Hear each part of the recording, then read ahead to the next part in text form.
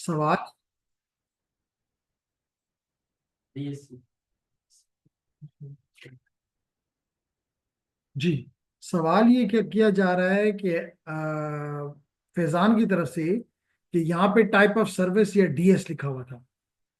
अगर मैं इसी स्लाइड पे चला जाऊं तो यहाँ ये डीएस लिखा हुआ था। तो ये है डिफरेंशिएटेड सर्विस। इसका डीएससीपी के साथ कोई तल्लक? DSC भी सर, ये जो इसका क्या नाम DSCP differentiated service code point. तो कोड पॉइंट जैसे कि आपको नजर नाम से आ रहा है कि कोड है जो कि पॉसिबल है। मिसाल के तौर पे क्योंकि आपको पता है कि ये कितने बिट्स पॉसिबल है? 4 बिट्स। फिर ये भी 4 बिट्स, 8 बिट हो गए। और आठ, ये 8, जी 8 और ये 16, ये बताया था ना। टोटल 32 है।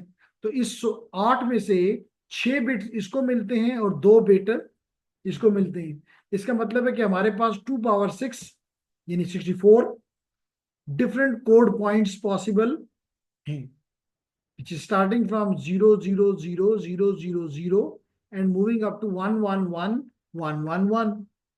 तो अब इसके बाद क्या होगा? मिसाल तो 0 1 0 0 0 0, अगला क्या होगा? 0 1 0 0 0 0 एंड सो ऑन। तो अब आप हर एक कोड किसी भी ट्रैफिक क्लास को असाइन कर सकते हैं। मिसाल के तौर पे आप कहते हैं लीस्ट प्रिविलेज, तो लीस्ट प्रिविलेज का कोड ये है फॉर एग्जांपल। और हाईएस्ट प्रिविलेज मिसाल तो भाई ये है। तो अगर आपने किसी की ट्रैफिक को ये कोड असाइन कर दिया तो चाहिए कि राउटर ये पढ़ के उसको हाई प्रायोरिटीज असाइन कर दे। तो इसलिए ये कोड पॉइंट्स इस्तेमाल हो सकते हैं, लेकिन हो नहीं रहे। और कुछ नहीं, बस। जी हसन। ये हाईएस्ट प्रिविलेज है। हम्म। तो ये मतलब जो ज्यादा इम्पोर्टेंट होगा उसको नहीं। लाजमी तौर पे प्रिविलेज का मतलब ही ये होता है कि अगर आपने लो, कुछ आपकी ट्रैफिक ऐसी है कि वो गिर भी जाए, मिसाल के तौर पे मुख्तलिफ तरीके से इसमें बात हो सकती है। एक तरीका ये है कि एक आप यूजर है और एक यूटी यूजर है, और दोनों का जो प्रोवाइडर है, आईएसपी है, वो नयाटेल है। तो नयाटेल यूटी को ज्यादा प्रेफरेंस देगी या हसन को? यूटी को। तो यहाँ पे वो इस सिस्टम की वो इस्तेमाल हो सकता है, या ट्रैफिक बेस पे भी देखा जाए। अब आपकी मिसाल में वॉइस ट्रैफिक है, रियल टाइम ट्रैफिक है, उसको हाई प्रायोरिटी चाहिए। और जो आपकी डेटा ट्रैफिक है उसको हाई प्रायोरिटी नहीं चाहिए। तो यहाँ से हम इन कोड्स के जरिए उनको प्रायोरिटाइज कर सकते हैं। क्लियर हो गया जी? चलें आगे बढ़ते हैं फिर। तो हम बात कर रहे थे अब हमारे नए टॉपिक पे, जो कि है IPv6। ठीक है, IP वर्जन 6। अब अगर हम इस पे आए तो शायद हमने लास्ट टाइम इसको थोड़ा सा स्टडी भी किया था कि आखिर जब IPv4 मौजूद है, जब IPv4 मौजूद है तो फिर IPv6 क्यों? Y IPv6? तो लाजमी तौर पे इस बात को साबित करने के लिए हमें इस तरफ जाना पड़ेगा कि आईपीवी फोर में मुख्तलिफ लिमिटेशन है। IPv6 में मुख्तलिफ लिमिटेशन है, जिसकी वजह से हमें IPv6 की तरफ जाना पड़ा। तो सबसे पहला इंपॉर्टेंट हमने लास्ट क्लास में भी पढ़ा था कि IPv4 के जो एड्रेस है वो 32 बिट का है। इसका मतलब है कि हमारे पास 2 की पावर 32 एड्रेसेस मुमकिन हैं, जो कि अगर आप चेक कर लें तो तकरीबन 4.3 बिलियन बनते हैं। इसमें भी जब आपको अगले चैप्टर में पढ़ाऊंगा तो बहुत से एड्रेसेस जाया हो गए। अगर मैं ज्यूम कर लूँ, हमारे पास नंबर नहीं है कि कितने जाया हो गए, लेकिन अगर हम ये ज्यूम कर लें कि 1.3 बिलियन जाया हो गए तो इसका मतलब है तकरीबन हमारे पास 3 बिलियन के करीब करीब एड्रेसेस मौजूद हुए। लेकिन आज भी अगर हम देखें तो हमारे और लाजमी तौर पे आईपी एड्रेस जो है that should be unique globally. किसी भी डिवाइस का जो आईपी है that should be globally unique. ऐसे ही है ना? तो अब अगर हमारे पास लेट करो 22 बिलियन डिवाइसेस हैं और नाम हमारे पास 3 बिलियन है, तो क्या हम 3 बिलियन से 22 बिलियन डिवाइसेस को यूनिक, ग्लोबली यूनिक एड्रेस दे सकते हैं? बिल्कुल भी नहीं। अगर हमारे पास मिसाल के तौर पे हमारे पास एक नामों की डिक्शनरी है, उसमें लेट करो कि 1 करोड़ नाम है, तो 1 करोड़ नामों से हम 25 करोड़ लोगों को नाम नहीं दे सकते, ऐसा ही है ना। तो इसलिए जरूरी था। और फिर हमारे पास क्या इस चीज की गारंटी है कि 22 करोड़ से आगे ही नहीं बढ़े, 22 अरब से ज्यादा ही नहीं बढ़ेगा? तो कह रहे हैं कि एक डिकेड में ये 50 बिलियन से भी ऊपर निकल जाएगा। तो 3 बिलियन से 50 बिलियन को एड्रेस करना इम्पॉसिबल है। इसलिए हमें और आईपीज चाहिए थी, जो कि IPv4 में मुमकिन नहीं थे। इसलिए पहला कंडीशन यह है कि दैट द रीजन हम IPv6 की तरफ चले गए। ये तो हो गया पहला रीजन। दूसरा रीजन ये है कि यहां पे हम क्या इस्तेमाल करते हैं, जो उसका फिर हल, हमने एक और हल क्या सोचा, हमने ये हल सोचा कि हम अपने इंटरनल नेटवर्क्स में ही, इंस्टेड ऑफ दिस कि हम ग्लोबली यूनिक एड्रेस इस्तेमाल करें, इंटरनल नेटवर्क्स में हमने प्राइवेट एड्रेस इस्तेमाल करना शुरू कर दिए। कौन से एड्रेसेस? Private addresses. मिसाल के तौर पे अगर मैं अभी भी अपना एड्रेस भी दिखाऊं तो मेरा एड्रेस प्राइवेट है, ठीक है। अब इस प्राइवेट एड्रेस से हम, मसला ये है कि हम इंटरनेट के ऊपर पब्लिक आईपी होना मस्ट है। मिसाल के तौर पे इस वक्त मैं जूम के साथ अगर कम्युनिकेट कर रहा हूं तो ये मस्ट है कि मेरे पास एक पब्लिक आईपी हो जो कि मुझे इधर मिला है। इसी वजह से लेडीज एंड जेंटलमैन, अगर मैं यहाँ पे अगर मैं यहाँ पे आके कमांड प्रॉम्प्ट में जाऊं और यहाँ पे लिखूं IP कॉन्फ़िग, तो आपको नजर आ रहा है कि मेरा आईपी इस वक्त है 101 192.168.0.101। अब ये एक प्राइवेट एड्रेस है। अब सवाल ये पैदा होता है कि हसन कहता है कैसे आप कह सकते हैं कि ये प्राइवेट एड्रेस है, क्योंकि हसन मानने के लिए तैयार नहीं है। फैजान कोशिश कर रहा है कि वो मान ले, लेकिन हसन कहता है ना मनम। तो फैजान क्या करोगे? वो नहीं मान रहा आपकी बात हसन। तो फिर देखेंगे पब्लिक आईपी कौन सा किसके पास भेजेंगे? तो हमने हमने इसके लिए पढ़ा है कि हमें चाहिए कि हम चले जाएं RFC 1918 पे। ये एक स्टैंडर्ड डॉक्यूमेंट है, और अगर इस डॉक्यूमेंट को आपकी इजाजत से मैं ओपन कर लूं तो आपको यहां पे नजर आ रहा है लेडीज एंड जेंटलमैन, ये देखें कि ये तीनों रेंजेस प्राइवेट आईपीज के लिए हैं। किसके लिए? Private IPs. अब चेक करते हैं कि मेरा आईपी क्या है, और फिर देखते हैं कि अगर इस लिस्ट में आता है तो फिर प्राइवेट है, और अगर नहीं आता तो हम मान लेंगे कि जी ये पब्लिक है। तो लेडीज एंड जेंटलमैन, अगर आप इसको देखें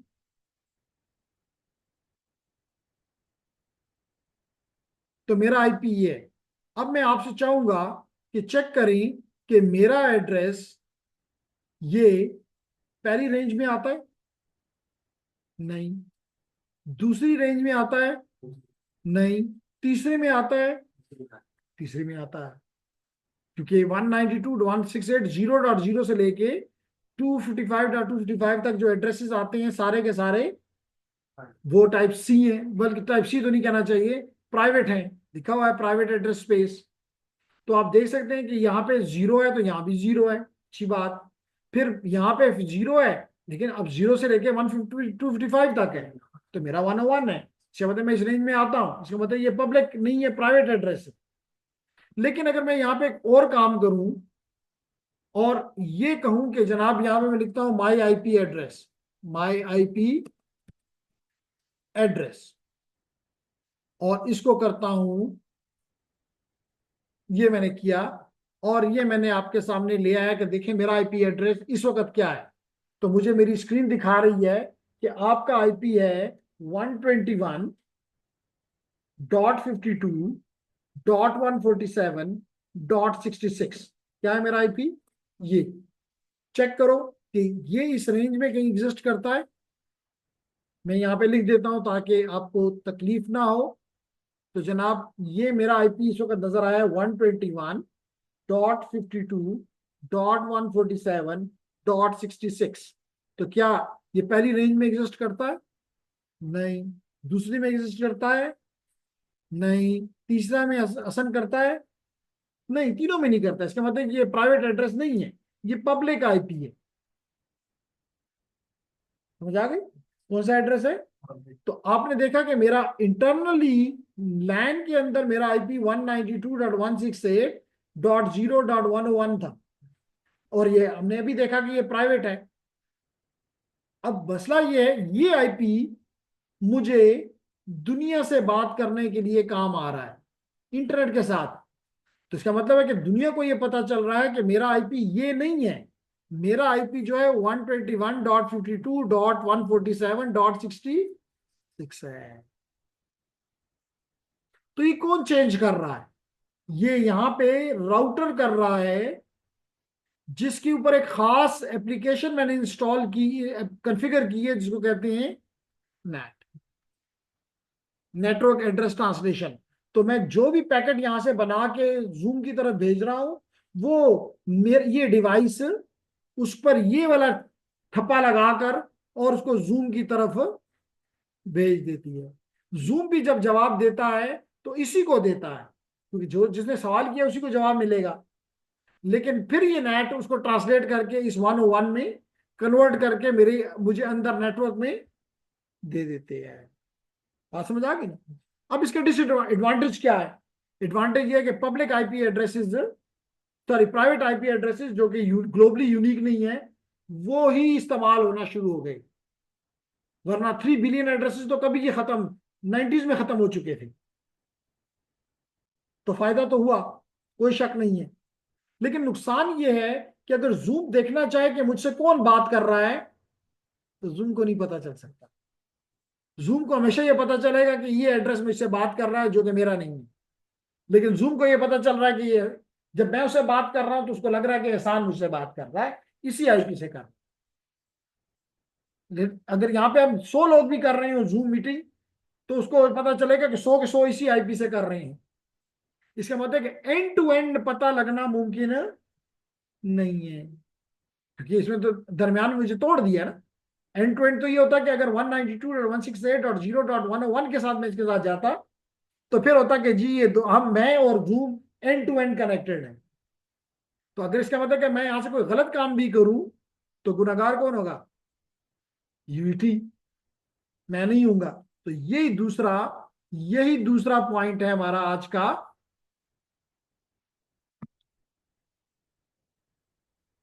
यही हमारा दूसरा आज का पॉइंट है कि जनाब lack of end to end connectivity, जो कहता है to make IPv4 survive this long.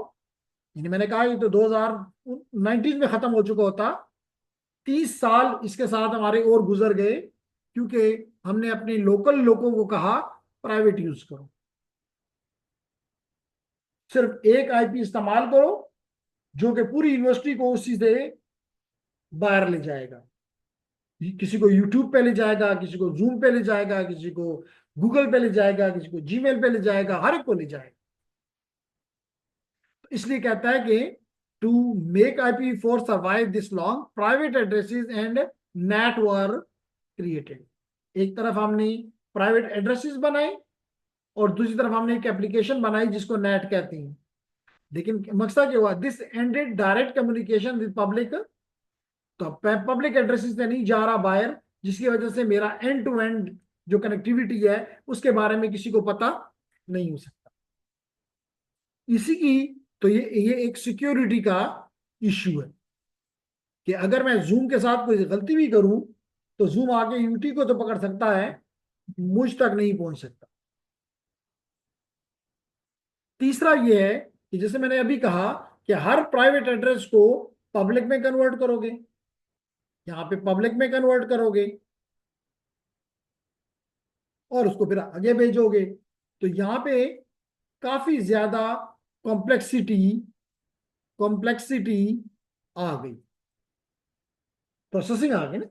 Her IP को आपने कन्वर्ट करना है, प्राइवेट को पब्लिक में वापस आएगा, पब्लिक को प्राइवेट में, और ये सारा काम आप हजारों लोगों के लिए, ड्यूटी में एक दो बंदे तो नहीं है ना, आज छुट्टी है लेकिन रोजाना तो छुट्टी नहीं होती। तो तीसरा मकसद यह है कि इंक्रीज्ड नेटवर्क कम्प्लेक्सिटी, कि NAT was meant as a temporary solution, उसको बनाया गया था तो एज ए टेम्पररी सोल्यूशन, लेकिन वो टेम्पररी सोल्यूशन ऐसा हो गया कि पिछले 30 सालों से सर्व कर रहा है, तो टेम्पररी तो ना रहा फिर। तो यही वो कह रहा है कि नेट वॉज मेंट, नहीं बनाया इस ख्याल से था कि टेम्पररी सोल्यूशन है, जब मसला रिजॉल्व हो जाएगा तो बस ये खत्म हो जाएगा, लेकिन अभी तक चल रहा है। And created issues on the network as a side effect of manipulating the network header addressing NAT causes latency and troubleshooting issues. लाजमी तौर पे यहाँ पे जब कन्वर्जन होगी तो कम्प्लेक्सिटी आई, कम्प्लेक्सिटी की वजह से डिले आएगा, डिले की वजह से परफॉर्मेंस परफॉर्मेंस डिग्रेड हो जाएगी। कुछ बात समझ आ रही जी? तो किस किसने हमें ज्वाइन किया? लारैब है, मरियम है, राशिद ज़ादा है, साहिबजादा है, और मुजम्मिल हैं, और उमर जलाल। मुझे नहीं पता कि क्यों लोगों ने ईद से पहले ईद मनाना शुरू कर दी। एनी आओ, तो अब हम बात जो कर रहे हैं कि जैसे मैंने कहा कि IPv4 एड्रेस जो है वो 32 बिट का है, तो अगर 32 बिट का है तो I can have a maximum of 2 power 32 which is 4.3 billion only. लेकिन अगर आप, इसका मतलब ये है, बिलियन का क्या मतलब होता है? 2 पावर 10, सॉरी 2 पावर 9। लेकिन इवन अगर हम 2 पावर 9 से 2 पावर 10 कर दें तो इसका मतलब है कि चीजें डबल हो गई। 2 पावर 11 कर दें तो 4 टाइम इंक्रीज हो गई। ऐसे ही है ना? अंदाजा करेंगे अगर ये 128 बिट का एड्रेस हो जाए जो कि IPv6 है, तो डैट विल बिकम 2 की power 128 which is equal to 3.4 into 10 power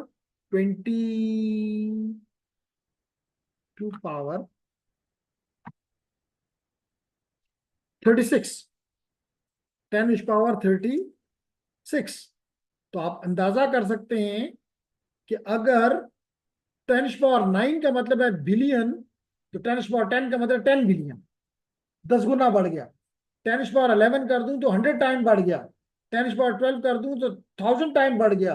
तो 10 पावर 36 कितने टाइम बढ़ गया? तो इसका मतलब कि इतने ज्यादा एड्रेसेस हमने बना लिए, जिसकी वजह से अब हमें एड्रेस के जो वहां पे, क्या पहली लिमिटेशन क्या थी? एड्रेस खत्म। यहाँ पे अब जवाब मिल रहा है एड्रेस कभी खत्म नहीं हो सकते। दूसरा हमने कहा कि क्योंकि नेट की वजह से हमें एंड टू एंड कनेक्टिविटी का मसला था, अब नेट की जरूरत ही नहीं है। तो अब हमें पता होगा कि एहसान ही बात कर रहा है जूम से। तो दूसरी अच्छी बात। तीसरा, लाजमी तौर पे कन्वर्जन खत्म हो गई, तो कम्प्लेक्सिटी डिले कम हो गया, खत्म हो गया। तो ये वो सारी बातें जो कि IPv4 में लिमिटेशन थी, वो IPv6 ने ओवरकम कर ली। तो IPv6 overcome the limitations of IPv4। IPv6 address है। नहीं, सारे तो पब्लिक नहीं है। जब आप 2 चैप्टर के बाद आप पढ़ेंगे तो पता चलेगा कि उसमें एक खास एड्रेसेस हैं जिनको GOA कहते हैं, ग्लोबल यूनिकास्ट एड्रेसेस। ये पब्लिक की तरह काम करते हैं। इसके अलावा भी वहां पर भी मुख्तलिफ एड्रेसेस मौजूद हैं। ये नेट यूज कर नेट को भी कन्वर्ट करने के लिए IPv6 को पब्लिक आईपी। नहीं, ये खुद ही पब्लिक IP एड्रेस है। IPv6 जो है वो भी नेट, इसके अलावा जो IPv6 है GOA की नहीं नहीं नहीं, जिसने भी पब्लिक जाना होता है उसको GOA मिल जाता है, तो वहां पे नेट की कोई कोई जरूरत नहीं। चले ना जी? जी, तो हम बात कर रहे हैं IPv6 की। हमने देखा ये कि IPv6 जो है वो लाजमी तौर पे IPv4 के मुकाबले में नया प्रोटोकॉल है। किस पर्पज के लिए इस्तेमाल होता है? एड्रेसिंग के लिए इस्तेमाल होता है। फिर हमने देखा कि क्यों, जब IPv4 है तो IPv6 क्यों? इस क्यों का जवाब हमने ये दिया कि उसमें कुछ लिमिटेशंस हैं। हमने उन लिमिटेशन में सबसे पहली चीज तो ये देखी कि दुनिया में जितने IPv6 एड्रेसेस पॉसिबल हैं उनकी तादाद है सिर्फ 4.3 बिलियन। और हमने कहा कि इसमें से ज्यादातर एड्रेसेस हम अगले चैप्टर में देखेंगे कि वो वेस्ट हो गए। इस वजह से तकरीबन अगर हम एज्यूम कर लें कि 3 बिलियन एड्रेसेस हमारे पास हैं, तो डिवाइसेस तो हम आज हमारे पास 22 बिलियन से ज्यादा हैं, और हम एक्सपेक्ट कर रहे हैं कि इस 1 डिकेड के बाद this number will reach to around 50 billion. तो कम से कम 3 बिलियन से हम 50 बिलियन को नाम एड्रेस नहीं दे सकते, इसलिए हमने कहा कि हमें एक बड़ा एड्रेस चाहिए। दूसरा हमने कहा कि हमें एक टेम्पररी सोल्यूशन हमने लिया, जिसमें हमने अब कुछ इस 3 बिलियन एड्रेसेस में से कुछ 3 रेंजेस हमने अभी आपको दिखाई कि इन 3 रेंजेस को अगर आप इस्तेमाल करें तो इनको नाम दिया गया प्राइवेट एड्रेस। तो अगर आप लैन के अंदर बात कर रहे हैं तो आप प्राइवेट इस्तेमाल करेंगे, आपको पब्लिक खरीदने की जरूरत नहीं है। फिर हमने कहा कि अगर प्राइवेट इस्तेमाल करोगे तो दुनिया से बात नहीं कर सकोगे, इंटरनेट से बात नहीं कर सकोगे। तो हमने कहा हम एक और चीज भी बना लेते हैं जिसको कहते हैं नेट। क्या कह देते हैं? नेट, जो कि प्राइवेट एड्रेसेस को पब्लिक में ट्रांसलेट करता है। जैसे मैंने अभी आपको दिखाया कि मेरा प्राइवेट एड्रेस जो है वो 0.101 है, लेकिन मेरा private address, public IP address जो है वो 147.66 है। मैंने आखिरी सिर्फ 2 डिजिट्स पे बात कर रहा हूं। तो अब ये मेरा प्राइवेट एड्रेस है, ये मेरा प्राइवेट एड्रेस है, और ये मेरा पब्लिक एड्रेस है। तो always whenever I talk to anyone, like to YouTube, like to Facebook, like to Insta, Twitter, always this NAT performs a translation in the forward direction as well as in the reverse direction. तो इसकी वजह से मसले क्या है, limitation क्या है? एक तो नंबर कम है, दूसरे दो जो मसाइल सामने आए वो मसाइल ये थे कि एंड टू एंड कनेक्टिविटी खत्म हो गई, क्योंकि अब दुनिया को ये पता चल रहा है कि मैं इस एड्रेस से जूम के पास आया हुआ हूं। तो जूम समझ रही है कि ये है जो मुझसे बात कर रहा है, जो कि रियलिटी में ये नहीं कर रहा, ये कर रहा। तो एंड टू एंड कनेक्टिविटी खत्म हो गई, जिसकी वजह से सिक्योरिटी इश्यूज सामने आ गई। पहली बात। दूसरी बात बल्कि तीसरा, लाजमी तौर पे नेट एक्स्ट्रा कंप्यूटेशन कर रहा है, प्रोसेसिंग कर रहा है, तो डिले क्रिएट करेगा, जिससे लाजमी तौर पे परफॉर्मेंस डिग्रेड होगी। फिर हमने कहा कि अगर हम IPv6 में चले जाएं तो उसका एड्रेस स्पेस 128 बिट है। इसका मतलब है कि 2 power 128 which is equal to 3.4 into 10⁻36, जो कि as compare to IPv4 which is 3 billion, तो 10⁻9 में और 10⁻36 में ह्यूज डिफरेंस। इसका मतलब है कि हमें बहुत आईपीज मिल गए। जब हमें बहुत आईपीज मिल गए तो डेफिनेटली यू अंडरस्टैंड कि हमें ना नेट की जरूरत है ना प्राइवेट एड्रेसेस की जरूरत है। तो इसलिए we are want to go toward the IPv6। तो जो पहला मेरा सवाल था कि आखिर क्यों IPv6, तो मेरे ख्याल से मैंने उसका जवाब दे दिया। उसके बाद लेडीज एंड जेंटलमैन, नेक्स्ट सवाल हमारा यह है कि हम जिस तरह के हमने लास्ट क्लास में IPv4 का हेडर पढ़ा था, आज हम IPv6 का हेडर भी पढ़ना चाहते हैं। और अगर आपको याद हो तो IPv4 का हेडर 20 बाइट्स का था, जबकि IPv6 का हेडर 40 बाइट्स का है। कितने बाइट्स का? 40 बाइट्स का। लेकिन अगर आप तवज्जो दें तो 16 बाइट्स का तो एड्रेस है, 16 बाइट्स का तो एड्रेस है। IPv6 का एड्रेस यानी कि IPv4 का एड्रेस 4 बाइट्स का था, जबकि IPv6 का एड्रेस 4 गुना बड़ा है, 16 बाइट्स हैं। तो 16 16 32 तो ये ले गया, तो 40 में से इसका मतलब है कि हेडर का साइज हम अगर जो हमें नजर आ रहा है कि 20 से बढ़ के 40 हो गया है 20 से बढ़ के 40 हो गया है, ये कोई इतना ज्यादा मानने वाली बात नजर नहीं आ रही। अदो हुआ तो है, मैं नहीं कह रहा कि नहीं हुआ, लेकिन मजबूरी है। 16 16 बाइट्स के से सोर्स एड्रेस तो बताना होगा, डेस्टिनेशन एड्रेस तो बताना होगा कि जा कहां रहा है। तो इसमें इसका मतलब है कि बाकी हमने जो ओवरहेड है बल्कि कम कर दिया, क्योंकि अगर आप कंपैरिजन करें तो इसमें 4 बाइट्स थे, तो टोटल 8 बाइट्स, 20 में से 8 बाइट जो थे वो IPv4 में एड्रेस के थे, जो कि रफली हाफ के बराबर है, 40% के बराबर है। लेकिन अगर आप यहां देखें तो 32 बिट्स आउट ऑफ 40, तो इसका मतलब है कि जो एक्स्ट्रा बिट्स यहां पे हैं, यहां पे एक्स्ट्रा बिट्स 12 हैं बाइट्स, जबकि यहां पे सिर्फ 8 हैं। तो it seem to be good. ये कहना कि जी हेडर ज्यादा हो गया है, उसकी वो हमें मिल रही है कि नहीं, हेडर जो है वो अपनी वजह से नहीं बढ़ा, एड्रेस का साइज बढ़ा और वो हमारी मजबूरी है। ठीक है, ओके जी। तो जनाब अब हम, जैसे कि हमें पता है कि हर प्रोटोकॉल के 2 इंपॉर्टेंट चीजें होती हैं, एक हसन बता देगा और एक मुइज बता देगा। हर प्रोटोकॉल की 2 बड़ी इंपॉर्टेंट चीजें होती हैं। सेंटेक्स, बिल्कुल ठीक कहा आपने, पहली चीज है सेंटेक्स, और दूसरी सेमेंटिक। अगर ये आपको क्लियर है तो आपको मैं दोबारा बता दूं कि सेंटेक्स का मतलब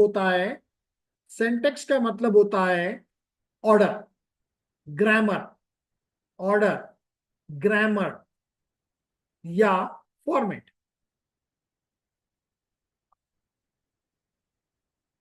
ठीक, या ऑर्डर।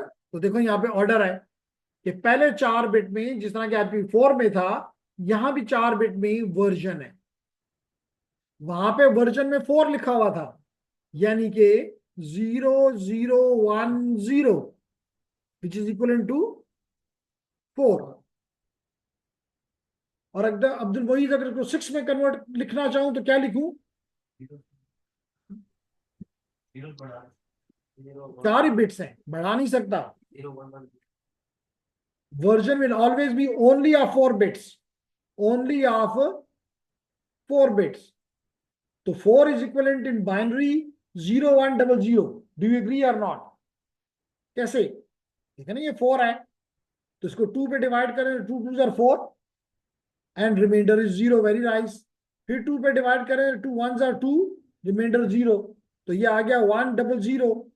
तो 4 बिट लगाने हैं तो पीछे 0 लगा दो। इसलिए मैंने यहां लिखा कि 4 इज इक्वल टू 0100।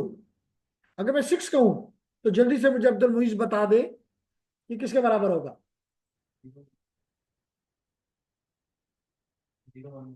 0110, बिल्कुल ठीक कहा। तो इसका मतलब है कि अगर IPv6 है तो यहां पे क्या लिखा हुआ होगा? 0110। तब इसका मतलब ऑर्डर भी इंपॉर्टेंट है। आप ये नहीं कह सकते कि ये 4 बिट हैं, खैर इसको ये यहां पे लगा देता हूं या किसी और जगह पे लगा देता हूं, नहीं, ऑर्डर है। और सिमेंटिक क्या है? इसका मतलब है कि इसके नीचे जो हेडर है वो IPv6 का है, वो IPv4 का नहीं है। पहली बात हो गई।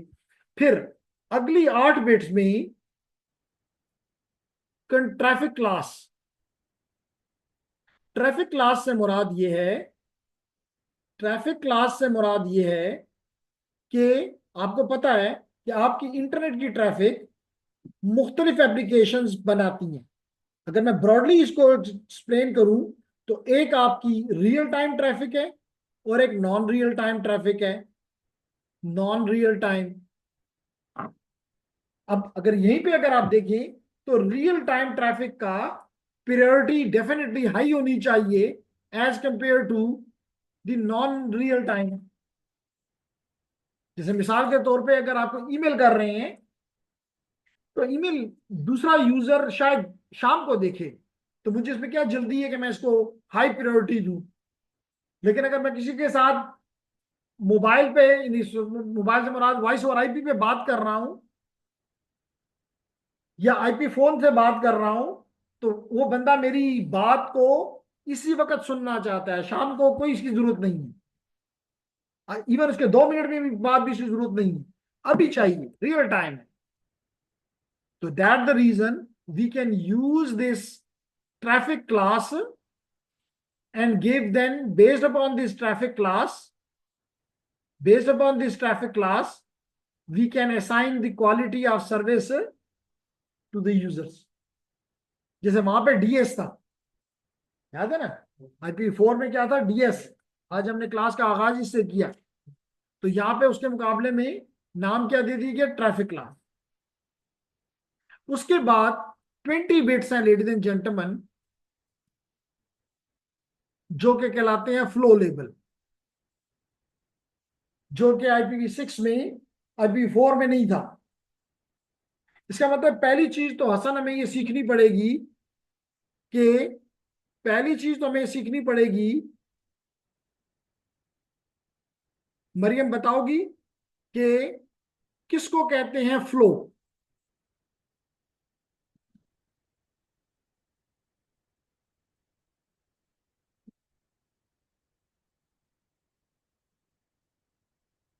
जी, नंबर चले तो कुछ बेहतर हो गया। और एक जई भी आ गया, लारैब, मरियम, मोहम्मद सदीक, राशिद ज़ादा, साहिबजादा, मुजम्मिल एंड उमर जलाल। चलें, अच्छी बात है।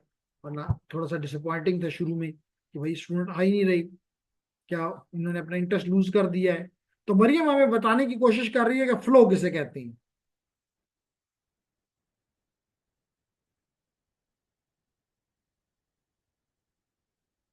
चले, मरियम नहीं बताती तो लारैब बता दे, और लारैब नहीं बताती तो फिर मुजम्मिल भी मौजूद है, क्योंकि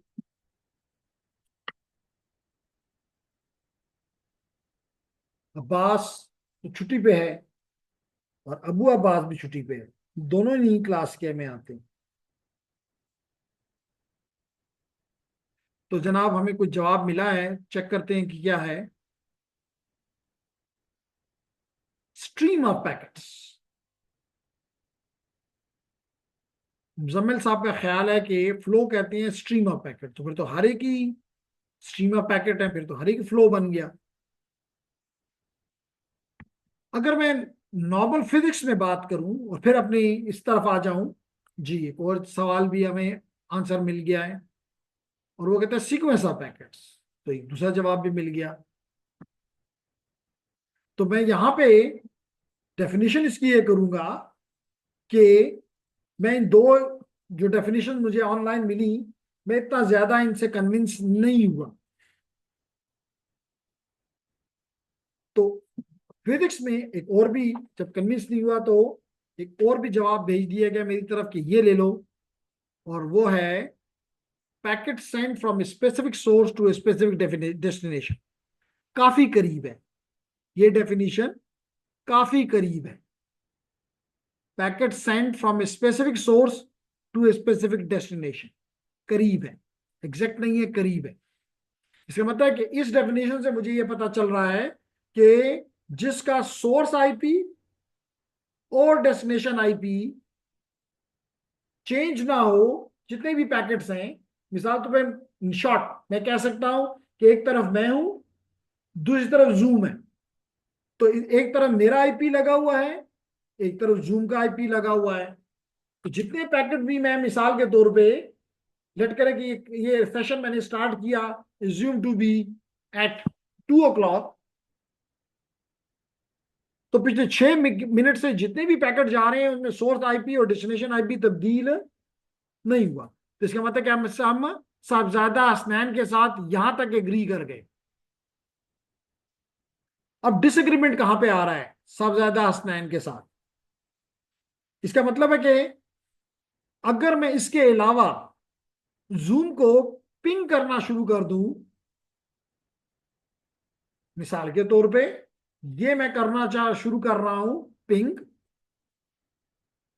ये मैं लिखता हूं यहां पे पिंग, और लिखता हूं www.zoom.us, तो जवाब आ रहा है। अब मैं ये करता हूं कि 4 पैकेट भेजे हैं, और यहां पे मैं ज्यादा पैकेट्स की बात कर लेता हूं, -n, और चलें जी 15 पैकेट भेज देता हूं, आप लोग खफा ना।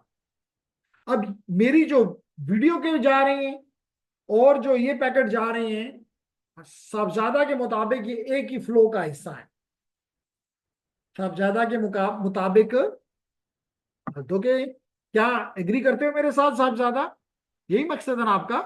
क्योंकि मैंने दो काम किए, एक मैंने उसकी तरफ जूम के जो एप्लीकेशन है ऑनलाइन कैलिब्रेशन की, उसके पैकेट्स, और ये पिंग के पैकेट्स। सोर्स भी एक है, मैं हूं, डेस्टिनेशन भी एक है, जूम है। तो आपके मुताबिक ये भी उसकी फ्लो, दोनों दोनों पैकेट एक ही फ्लो का हिस्सा है, जो कि मेरा जवाब है नहीं। ओके, तो जिन्होंने ज्वाइन कर लिया, सदीक, स्नैन, समीउल्लाह, मुजम्मिल और उमर जलाल। तो हम बात कर रहे थे कि क्या अब स्नैन आप मेरे साथ एग्री कर रहे हो कि मैंने दो, एक जूम ऐप के जरिए कम्युनिकेट किया जूम के साथ, तो सोर्स और डेस्टिनेशन एक है, और दूसरा मैंने आईपी के आईसीएमपी के पैकेट, निपिंग के पैकेट भेजे, तो एक दूसरी एप्लीकेशन है। क्या ये दोनों एक ही फ्लो का हिस्सा है? तो आंसर इज नो। इसे मतलब कुछ और डालना पड़ेगा, और वो क्या होगा? सोर्स पोर्ट, सोर्स पोर्ट जो कि अभी आपने नहीं पढ़ा हुआ, ये ट्रांसपोर्ट लेयर पे होता है, और डेस्टिनेशन पोर्ट, ये भी ट्रांसपोर्ट लेयर से हम सीख लेंगे। तो जब ये चार चीजें चेंज ना हो तो that become a single flow. आप समझ आ गई फ्लो की क्या डेफिनेशन है? यहां से किसी का क्वेश्चन था छोटा जी का? कि आप मल्टीपल रूम के साथ कनेक्ट छोड़ देते हो, हमारे पैकेट के अंदर डेस्टिनेशन जो एड्रेस होगा वो रूम का है या उन सब जो आपके साथ कनेक्टेड है? नहीं नहीं, मैं भी जूम से कनेक्टेड हूं और वो भी जूम से कनेक्टेड है।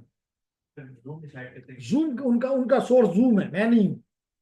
मैं यूएस को दे रहा हूं, यूएस इनको दे रही है। ठीक हो गया? तो जनाब हमें समझ आ गई कि फ्लो किसे कहते हैं। तो अब इसका मतलब है, क्योंकि यहाँ पे 20 बिट्स हैं, यहाँ पे 20 बिट्स हैं, तो 20 बिट से इसका मतलब 2 पावर 20 लेबल्स हासिल किए जा सकते हैं। तो हम अब पहले तो पूरी ट्रैफिक को एक, यहाँ ट्रैफिक क्लास की मदद से हम किसी ट्रैफिक को हाई प्रायोरिटी या लो प्रायोरिटी देते थे। अब हम इंडिविजुअल फ्लोज को भी प्रायोरिटाइज कर सकते हैं, जो कि अभी फोर में कर नहीं सकते थे। दोबारा बताते हैं जी। कहने का मकसद ये है कि इससे पहले IPv4 में अभी कंपैरिजन करके भी दिखाऊंगा, वहां पे ये फ्लो लेबल नहीं था, जिसकी वजह से हम, मिसाल के तौर पे मैं चाहता हूं कि भाई मेरी क्लास जूम के साथ that should have a high priority, तो मैं अपने इस फ्लो को इस लेबल के जरिए हाई प्रायोरिटी देने की सलाहियत रखता हूं। आप समझ आ गए? ओके। फिर उसके बाद है पेलोड लेंथ। वहां पे था, अगर आपको याद हो, वहां पे था internet header length, internet header length. यहाँ पे इंटरनेट हेडर लेंथ नहीं है, यहाँ पे पेलोड लेंथ है। वहां पे बल्कि दो लेंथ थे, एक इंटरनेट हेडर लेंथ और एक टोटल लेंथ, दो लेंथ थे। क्यों हेडर लेंथ यहाँ क्यों नहीं है? क्योंकि 40 बाइट फिक्स है, 40 बाइट्स फिक्स है। जब फिक्स है तो फिर उसको बताने की जरूरत हरगिज नहीं है। हाँ, अगर ये वेरिएबल होता, जैसे वहां पे मैंने बताया था कि 20 बाइट से लेके 60 बाइट तक कोई वैल्यू भी हो सकती है, तो इसलिए बताना पड़ता था कि 20 है, 24 है, 28 है, 32 है, क्या है, कितना है। समझ आ गई? तो हेयर कम्स दी एक वजह के यहाँ पे हम नहीं बताते। हाँ, टोटल लेंथ में वहां पे पेलोड का लेंथ भी था और हेडर का लेंथ भी था। तो यहाँ तो अगेन हेडर लेंथ फिक्स है, तो बताने की जरूरत नहीं, सिर्फ आप बताएं कि इसके नीचे जो पेलोड लगेगा, यानी जो ट्रांसपोर्ट लेयर से जो चीज आई है, वो कितनी है। क्योंकि ये तुम्हें पता है कि 40 पे जाके खत्म हो जाएगा। 40 से लेके आगे, यानी 41वीं बाइट से लेकर, लेट करें 1000वीं बाइट है, 2000वीं बाइट है, कितना लो पे लोड का लेंथ है। Clear? तो ये हो गया काम पे लोड का, पे लोड लेंथ। फिर वहां पे टर्म था प्रोटोकॉल, प्रोटोकॉल, यहां पे उसका नाम रख दिया गया हेडर, नेक्स्ट हेडर, क्योंकि मैंने बताया कि IPv4 के ऊपर TCP भी हो सकता है, UDP भी हो सकता है, ICMP भी हो सकता है, मिसाल के तौर पे। तो ये हेडर बताएगा कि ये IPv4 को देना है, TCP को देना है, UDP को देना है, या ICMP को देना है। तो इसलिए वहां पे प्रोटोकॉल था, यहां पे अच्छा नाम दिया गया नेक्स्ट हेडर। फिर उसके बाद है, वहां पे था TTL, यहां पे उसका नाम को अच्छा कर दिया गया हॉप लिमिट। बता रहा है कि वहां पे, इसलिए स्टूडेंट आप लास्ट टाइम कंफ्यूज हो गए थे, कोई कहता था मिली सेकंड में होना चाहिए, कोई कहता था माइक्रो सेकंड में होना चाहिए, कोई कहता था सेकंड में होना चाहिए। तो मैंने कहा नहीं जी, इसका यूनिट ये डायमेंशनलेस क्वांटिटी है, it represent the number of hops जिसके बाद ये पैकेट को ड्रॉप कर दिया जाएगा। इसलिए यहां पे रखा गया हॉप लिमिट, तो अच्छा नाम है। इसके बाद और कुछ भी नहीं, आसान बात, सोर्स IP, 128 बिट का सोर्स IP और 128 बिट का डेस्टिनेशन IP। समझ आ गई? इसमें कौन सी चीज मिस है? मेन जो चीज मिस है, एक तो चेकसम मिस है। चेकसम क्या काम करते हैं हसन? अगर अगर तो चेक कर सकते हैं। चेकसम जो है वो एरर डिटेक्शन करता है। क्या करता है? तो क्योंकि हेडर चेकसम था, इसलिए हेडर को चेक करता था। लाजमी नहीं कि चेकसम सिर्फ हेडर के लिए ही हो, लेकिन IPv4 में इसको सिर्फ हेडर के लिए इस्तेमाल किया गया। तो एरर, IPv6 कहता है कि अब मेरा नेटवर्क इतना इंप्रूव हो गया है कि एरर की प्रोबेबिलिटी बड़ी लो है, और अगर एरर है भी तो लेयर 2 पे चेक हो गया है, मैं क्यों चेक करूं? इसलिए उन्होंने चेकसम को हटा दिया। तो एक चीज तो चेकसम रिमूव हुई, मेन जो चीज रिमूव हुई वो चेकसम था। एक और चीज भी रिमूव हुई, जो कि आप बताना चाहें तो बता सकते हैं, फ्रेगमेंटेशन। कि आप, IPv6 कहता है कि आप पैकेट को मत तोड़ो, बड़े पैकेट्स भेजो। वहां पे इसी वजह से, फ्रेगमेंटेशन की वजह से आइडेंटिफिकेशन, फिर फ्लैग्स, और फिर आपका ऑफसेट था। तो अब इसकी क्योंकि फ्रेगमेंटेशन है ही नहीं, तो इस पूरे के पूरे 32 बिट की जरूरत ही नहीं है। समझ आ गया? तो लेडीज एंड जेंटलमैन, अगर मैं इन दोनों को कंपेयर कर लूं तो आपको और अच्छी समझ आ जाएगी। मैंने इनको 4 रंगों में डिवाइड कर दिया, एक येलो, एक डार्क रेड, एक ब्लू, और एक, मे आई कॉल इट, ग्रीन। तो इन 4 कलर से मेरी मकसद कहने का ये था कि जिनको मैंने येलो रखा, इसका मतलब है वो IPv4 में भी थे और IPv6 में भी हैं। अब वर्जन की जरूरत थी, इससे हम छुटकारा नहीं हासिल कर सकते थे। लाजमी तौर पे सोर्स नहीं बताएंगे तो किसको पैकेट जाएगा, डेस्टिनेशन नहीं बताएंगे तो किसको पैकेट जाएगा। तो इसलिए ये 3 फील्ड वो हैं जो कि दोनों IPv4 में और IPv6 में हैं। फिर उसके बाद ये डार्क रेड है, ये वो फील्ड है जिनको IPv6 में इंक्लूड नहीं किया गया। जैसे हेडर लेंथ की जरूरत ही नहीं, क्योंकि यहां पे हमें पता है कि फिक्स 40 है, यहां पे हमें पता है कि फिक्स 40 है, यहां पे हमें नहीं पता था कि 20 है। ये 20 से लेके 60 तक कोई वैल्यू भी रख सकता है, लेकिन अब क्योंकि इसकी फिक्स से हो गया है तो हमें जरूरत नहीं है। फिर टाइप और क्या रिमूव किया, ये पूरा का पूरा फील्ड रिमूव हो गया, क्योंकि फ्रेगमेंटेशन है ही नहीं, फ्रेगमेंटेशन है ही नहीं। दूसरा मैंने बताया कि एरर की हम नहीं समझते कि एरर की जरूरत है, तो ये भी चला गया। तो इसलिए जो आपको डार्क रेड नजर आ रहे हैं, they have not been included in the IPv6। फिर उसके बाद हमने नेक्स्ट ये लिया जो ब्लू है, ये वो है जो कि IPv4 में भी है और IPv6 में भी है। यानी कि फिर आप कहेंगे कि फिर येलो का और इस ब्लू का फर्क क्या है? तो फर्क यह है कि ब्लू को उसी नाम से रखा गया, और सॉरी येलो को उसी नाम से रखा गया, जबकि जो ब्लू है ये दोनों में थे लेकिन इनके नाम चेंज कर दिए गए। जैसे यहां पे ये टीटीएल था, यहां पे ये टीटीएल था, लेकिन यहां पे आप ऑफ लिमिट हो गया है। यहां पे ये प्रोटोकॉल था, यहां पे ये नेक्स्ट हेडर हो गया है। यहां पे ये टोटल लेंथ था, यहां पे ये पेलोड लेंथ हो गया है। यहां पे ये डीएस था, टाइप ऑफ सर्विस था, डीएस था, यहां पे ये ट्रैफिक क्लास हो गया है। तो जिनके नाम सिर्फ नाम तब्दील किए गए, काम नहीं, काम मौजूद है, उनको मैंने ब्लू से रिप्रेजेंट किया। तो चार चीजें आपको यहां ब्लू में नजर आ रही हैं। फिर उसके बाद कुछ ऐसी फील्ड्स हैं जो कि IPv4 में नहीं थी लेकिन IPv6 में ऐड की गई। जैसे मिसाल के तौर पे फ्लो कंट्रोल, जैसे मिसाल के तौर पे फ्लो कंट्रोल IPv6 में है लेकिन IPv4 में नहीं है। New field added to the IPv6। तो that is the comparison of IPv4 and IPv6। वो लेवल प्रोसेस किसका जी? दो लेवल, दो लेवल फ्लो लेबल, ठीक है ठीक है। दोबारा देखिए जी, क्वेश्चन ये किया गया कि फ्लो लेबल समझा दें।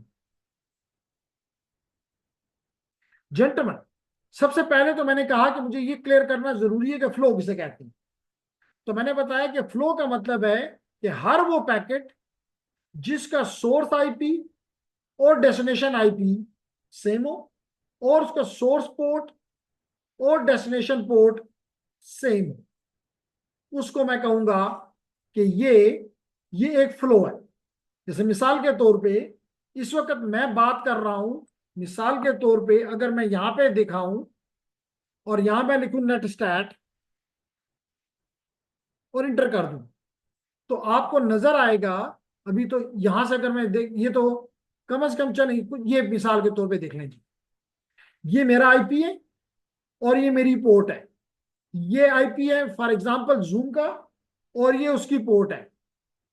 तो देखें इस सारी कम्युनिकेशन में ना मेरा आईपी सोर्स आईपी चेंज हो रहा है, ना डेस्टिनेशन आईपी चेंज हो रहा है, ना सोर्स पोर्ट चेंज हो रहा है, ना डेस्टिनेशन पोर्ट चेंज हो रहा है। तो दैट कंस्टिट्यूट है फ्लो। ये बात क्लियर हो गई। अब क्वेश्चन ये है कि अगर ये फ्लो है तो हम, अगर ये फ्लो है तो हम इस फ्लो को एक नंबर असाइन कर दें, तो उस नंबर को हम कहेंगे कि ये फ्लो लेबल है। मिसाल तो 20 बिट्स है, तो it can have any value from 0000 20 bits up to 111 20 bits. अब हम हर फ्लो को अपनी मर्जी की क्वालिटी ऑफ सर्विस दिलवा सकते हैं। मिसाल के तौर पे अगर हम कहते हैं कि all ones is the highest priority, तो अगर मैं यहां पे ऑल वंस डाल दूं तो राउटर साहब के लिए रास्ते में ये जरूरी है कि मेरे वो इस फ्लो को हाई प्रायोरिटी दे। अब समझ आ गई जी? मेरे ऑनलाइन स्टूडेंट्स, फिजिकल तो फिर भी क्वेश्चन कर लेते हैं, ऑनलाइन वाले बड़े खामोश हैं। जी उमर जलाल, मुजम्मिल, समीउल्लाह, साहिबजादा, राशिदजादा, किसी का भी को जो IPv6 बहुत इंपॉर्टेंट है। अगर इसमें आपको कोई चीज समझ नहीं आ रही तो ब्रीफली नहीं बल्कि जितनी डिटेल चाहें आपसे बात हो सकती है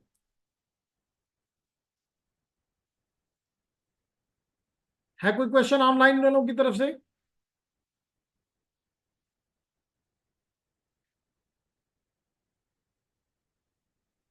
और चैट में नजर आया अब्दुल और अफजई और मुजम्मिल कहते हैं कि जी ऑल क्लियर है, तो अच्छी बात है। अब यहाँ पे सिर्फ उन बातों की छोटी छोटी डेफिनेशन दी गई है। एक और चैट में भी आ गया, और यहाँ पे लोड लेंथ समझा दी, अभी समझा देते हैं जी, इसलिए तो आपसे कह रहे हैं कि पूछो। तो आपने पूछा कि पे लोड लेंथ समझा दूं। पहले तो मैं ये समझा दूं कि पे लोड किसे कहते हैं और फिर लेंथ बहुत ही आसान हो जाएगा। ये आपको नजर आ रहा है पे लोड। पे लोड का मतलब ये होता है कि जो आइटम, मिसाल के तौर पे अगर ये मेरा TCP/IP स्टैक है, और ये इसकी 5 डिफरेंट लेयर्स हैं। तो एप्लीकेशन लेयर जो चीज इसको देगी, यानी ट्रांसपोर्ट लेयर को, हम कहेंगे कि दिस इज दी पीडीयू, या this is called the payload. जो चीज ने इसको दी है दैट इज द पेलोड। इसी तरह ट्रांसपोर्ट लेयर जो चीज नेटवर्क लेयर को देगी और इस हमारे एग्जांपल में IPv6 को देगी, तो हम इसे कहेंगे ये पेलोड है। जो ऊपर से चीज आई है दैट इज द पेलोड। अब लाजमी तौर पे अगर ये पेलोड है तो इसका कोई ना कोई लेंथ भी होगा। लेंथ का मतलब ये नहीं है कि मीटर्स में, इसका मतलब है नंबर ऑफ बाइट्स में, कि ये 100 बाइट्स आई हैं तो पेलोड 100 बाइट्स का है। 200 बाइट्स आई हैं, 400 बाइट्स आई हैं, 1000 बाइट आई है, 2000 बाइट आई हैं, what ever the is the number of bytes, that is making the payload length. Clear हो गया सब ज्यादा?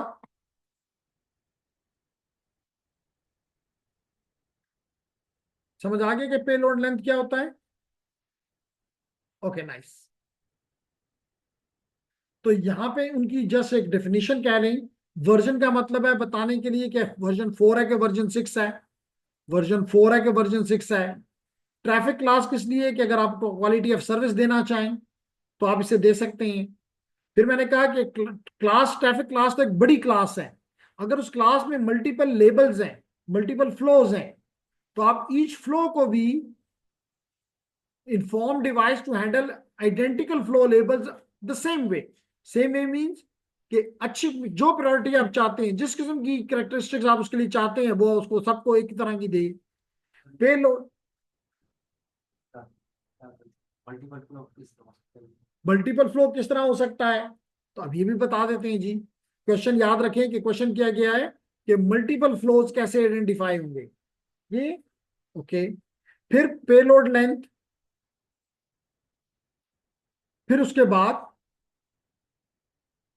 पेलोड लेंथ, फिर उसके बाद है नेक्स्ट हेडर। नेक्स्ट हेडर का मतलब है कि ऊपर कौन सा है, ICMP है, TCP है या UDP है।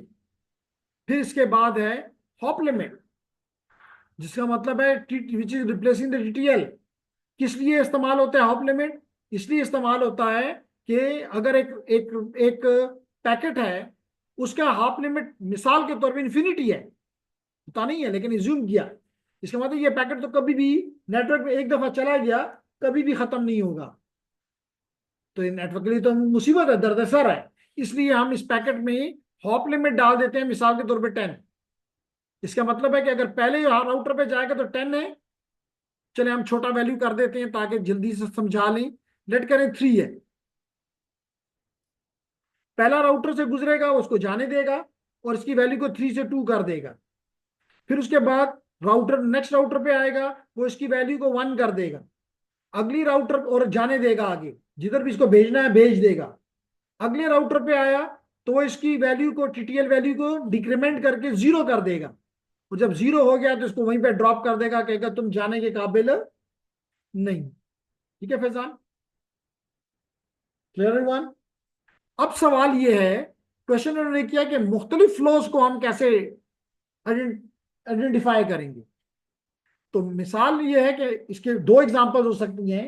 एक, मैंने किस वक्त बात कर रहा हूं जूम से, यानी कि माई सेल्फ विद जूम, एक कंडीशन, इसको तो छोटा करके लिख देता हूं ताकि क्लैरिटी हो सके। तो मैं माई सेल्फ की जगह सिर्फ माई लिख देता हूं, और दूसरी तरफ जूम है। दूसरे केस में माई, लेकिन दूसरी तरफ व्हाट्सएप है। तीसरा माई, और तीसरी तरफ यूट्यूब है। अब लाजमी तौर पे इन तीनों केसेस में मेरा IP तो सेम रहेगा, सोर्स IP इज सेम, लेकिन all the 3 destinations are different. तो इसका मतलब यहां पे डेस्टिनेशन का एड्रेस होगा डी डेस्टिनेशन IP1, यहां पे होगा डेस्टिनेशन IP2, यहां पे होगा डेस्टिनेशन IP3। इसी वजह से जो पोर्ट्स हैं वो भी सोर्स पोर्ट और डेस्टिनेशन पोर्ट्स डिफरेंट होंगी।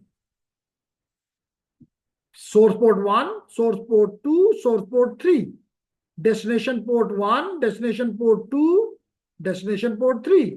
तो आप देख लें, क्या ये आइटम और ये आइटम सेम है? Not at all.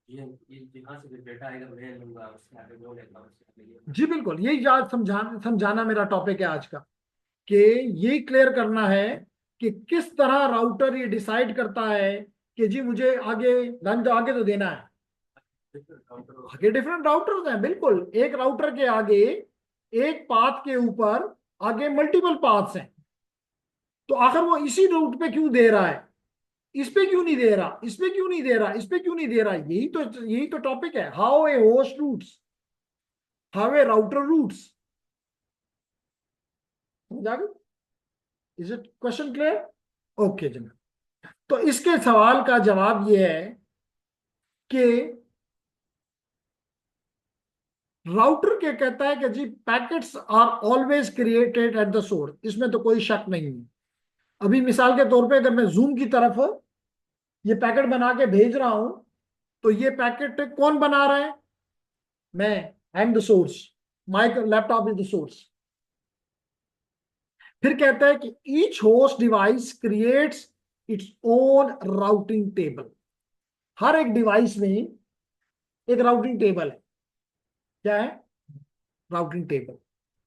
और स्पेशली मैं ये बताऊंगा कि राउटर में जो राउटिंग टेबल होता है, राउटर में जो राउटिंग टेबल होता है उसमें 3 किस्म की एंट्रीज होती हैं। और अभी दिखाऊंगा भी।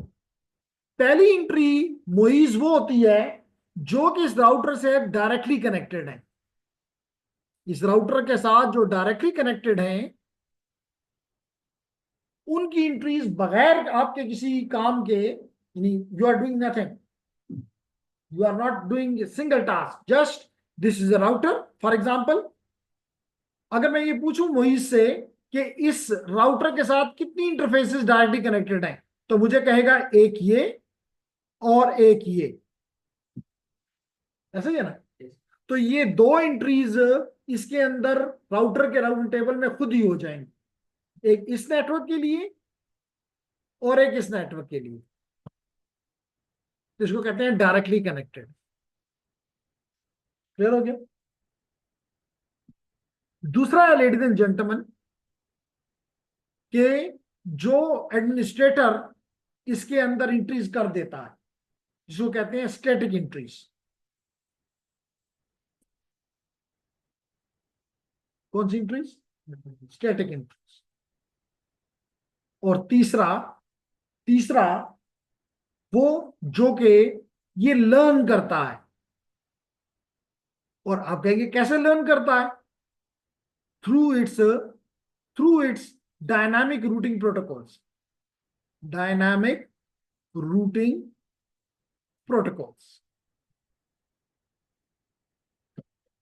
इनके जरिए ये लर्न करता है। लाजमी नहीं है कि हर एक में ये तीनों, ये तो अगर लाजमी तो राउटर और डायरेक्टली कनेक्टेड तो होंगे ही होंगे। मिसाल के तौर पर अगर इसी को एग्जांपल ले लें कि ये एक राउटर है और एक नेटवर्क इसके इधर है और एक इधर है, तो इस यहाँ पे इसका मतलब डायरेक्टली कनेक्टेड के अलावा कोई और एंट्री की जरूरत ही नहीं है। लेकिन अगर यहाँ पे मिसाल के तौर पे एक और राउटर लगा हुआ है R2, और इसके साथ एक स्विच लगा हुआ है और यहाँ डिवाइसेस हैं, तो अब राउटर R1 को इस नेटवर्क के बारे में कुछ, डायरेक्टली कनेक्टेड सिर्फ ये है, डायरेक्टली कनेक्टेड ये है और ये है R1 के लिए, लेकिन ये इसके बारे में इसको कुछ भी पता नहीं। इस नेटवर्क के बारे में जिसको मैंने रेड से सर्कल किया, नहीं, अगर मैं यहां से आपसे एक और बात पूछूं ऐसे मजाक के लिए, इस नेटवर्क में जो आपको मैंने बनाया R1 R2 के साथ और स्विच के S1 के साथ, यहां पे हसन कितने नेटवर्क्स हैं? एक ही है। हसन कहते हैं कि एक ही नेटवर्क है, तो हमें फैजान ने कहा कि 2 हैं। मुइज क्या कहते हैं? मुइज भी 2 कहते हैं। और अगर हम पूछ रहे हैं एक्सपीरियंस से, यानी कि मुजम्मिल से, कि मुजम्मिल हैदर, ये जो नेटवर्क आपके सामने बना है इसमें कितने नेटवर्क्स हैं? हमारे स्टूडेंट ने कहा 1 और 2। एक ने कहा एक, दो ने कहा कि दो। आप क्या कहते हैं? दो नेटवर्क है सर। तो हमें कहा गया कि दो हैं, लेकिन मैं इसलिए बहुत खुश होता हूं कि शुक्र है कि क्लास में जमहूरियत नहीं होती, वरना पूरी टेक्नोलॉजी बदल जाती। तो जनाब यहाँ दो नहीं है, तीन है। तीन किस तरह? इस राउटर R1 की दो इंटरफेसेस हैं, एक ये इंटरफेस है और एक ये है। इसका मतलब है कि एक नेटवर्क N1 ये है और N2 ये है। फिर इस राउटर R2 की भी एक इंटरफेस है, और इसका मतलब इसके साथ जो लगा हुआ नेटवर्क ये N3 है। क्लियर हो गया ना? तो तीन नेटवर्क्स हैं। तो इस तीसरे नेटवर्क की एंट्री R1 के पास हरगिज नहीं है। तो या तो यहाँ पे स्टैटिक इसको देना पड़ेगा, या इसको इस राउटर R1 में और R2 में डायनामिक रूटिंग प्रोटोकॉल इंस्टॉल करने पड़ेंगे और कॉन्फ़िगर करने पड़ेंगे, जो कि इसको इस तीसरे नेटवर्क की इंफॉर्मेशन प्रोवाइड करें। I was telling about this PPT picture. जी, ऑनलाइन में कोई बोल रहा था, मैंने नहीं सुना, दोबारा बोल दें। सर मुजम्मिल बात को, मैं ये पीपीटी के ऊपर जो पिक्चर बनी थी राउटर की, मैं उसका इंटरफेस नेटवर्क के अच्छा बारे में अच्छा, बता ठीक रहा है। था कि तो मुजम्मिल साहब ने कहा कि उन्होंने जो पावर पॉइंट में ये बनी हुई है R1 के साथ, वो इसकी बात कर रहे थे, जबकि मैं डेफिनेटली जो मैंने खुद बनाया था एक छोटा सा नेटवर्क, उसकी मैं आपसे बात करना चाहता हूँ। तो लेडीज एंड जेंटलमैन, यहाँ पे ये जो R1 एंड 2 है, they are directly connected to R1, लेकिन N3 is not directly connected to R1. This N3 will always be called as a remote network as far as our R1 is concerned. क्या network कहेंगे? Remote. और जितने भी host यहां पे connected है वो रिमोट होस्ट होंगे। क्लियर? और मिसाल के तौर पे अगर यहां भी स्विच है और यहां पे भी डिवाइसेस लगे हुए हैं, तो ये तमाम आपस में एक दूसरे के लिए लोकल होस्ट कहलाएंगे। क्या कहलाएंगे? Local host. एग्रीड? तो मुझे कुछ पूछा जा रहा है। Got it. Okay, thank you. Muzammil, does a layer 3 switch includes routing table as it also has static routing? जी बिल्कुल। जो भी लेयर 3 होगा तो उसके अंदर राउटिंग टेबल जरूर होगा। तो वो अपनी फिर इंटरफेसेस किनको कहलाएगा? जिसको हम एक्सेस पोर्ट्स की बजाय राउटेबल पोर्ट्स के तौर पे कॉन्फ़िगर कर देंगे, तो उसकी इंटरफेस, उसकी पोर्ट से इंटरफेसेस बन जाएंगी, और उसके मुताबिक उसके पास डेफिनेटली राउटिंग होगी। हाँ, उसमें डेफिनेटली डायरेक्टली कनेक्टेड होंगे और स्टैटिक होंगे। उसमें डायनामिक रूटिंग प्रोटोकॉल्स की कंडीशन नहीं हमें मिलेगी। Got it Muzammil Haider? Okay जी, थैंक यू जी। तो यहां तक बात क्लियर हो रही? तो यहां पे यही कह रहा है कि each host device creates its own routing. तो राउटिंग टेबल या तो डायरेक्टली कनेक्टेड की वजह से बनेगा, या आप जैसे एडमिनिस्ट्रेटर ने एंट्रीज की है तो स्टैटिक एंट्रीज से वजह बनेगा, या उसमें डायनामिक रूटिंग प्रोटोकॉल, जैसे मिसाल के तौर पे OSPF, जैसे मिसाल के तौर पे RIP, जैसे मिसाल के तौर पे EIGRP, जैसे मिसाल के तौर पे ISIS, जैसे मिसाल के तौर पे BGP। तो इन राउटिंग प्रोटोकॉल को इस्तेमाल करके डायनामिक रूटिंग प्रोटोकॉल खुद अपने लिए लर्न करते हैं पाथ्स, और फिर उन पाथ्स को अपने पैकेट्स के लिए इस्तेमाल करते हैं। क्लियर हो गया? आगे चलते हैं जी। तो कहता है कि अब देखें जी, कहता है होस्ट कैन सेंड पैकेट, किस किस को एक होस्ट पैकेट भेज सकता है। मिसाल के तौर पे ये एक होस्ट लगा हुआ है, ये एक पीसी लगा हुआ है, लैपटॉप लगा हुआ है, किस किस को पैकेट भेज सकता है? तो मेरा जवाब हमेशा ये होता है कि अपने आप को भेज सकता है।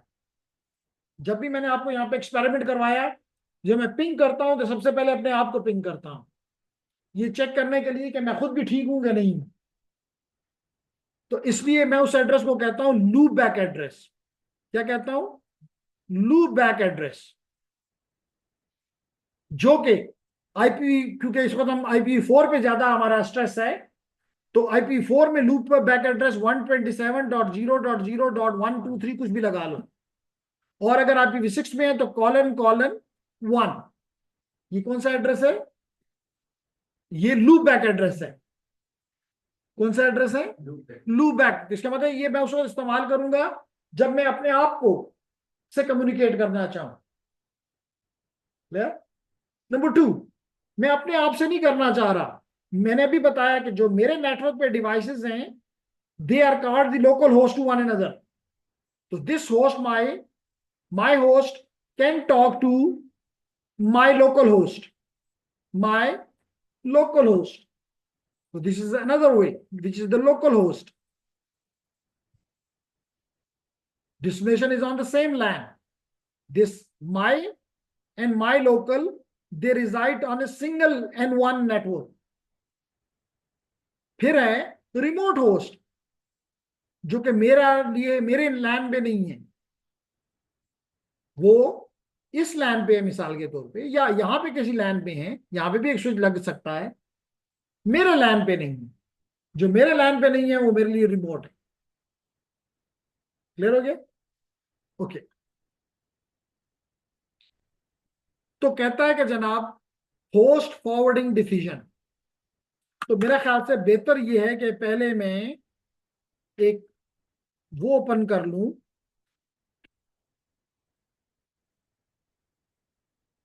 एक सिमुलेशन खोल लूं।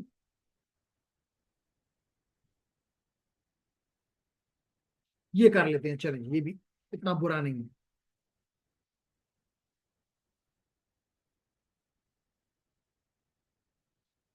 ये आपके सामने एक नेटवर्क आ गया।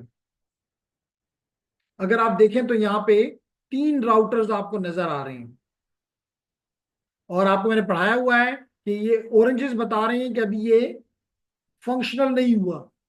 और अगर आप इसको जल्दी से करना चाहें तो कौन सा बटन प्रेस कर दें? Fast forward. तो जो ही मैंने फास्ट फॉरवर्ड किया तो देखें सारे ग्रीन हो गए, इसका मतलब इट्स फंक्शनल नाउ। अब मैं यहां पे जाता हूं R1 पे। अब अगर मैं यहां पे आपसे पूछ लूं पहले, ऐसे मजे के लिए, कि यहां कितने नेटवर्क्स हैं, तो क्या जवाब देंगे?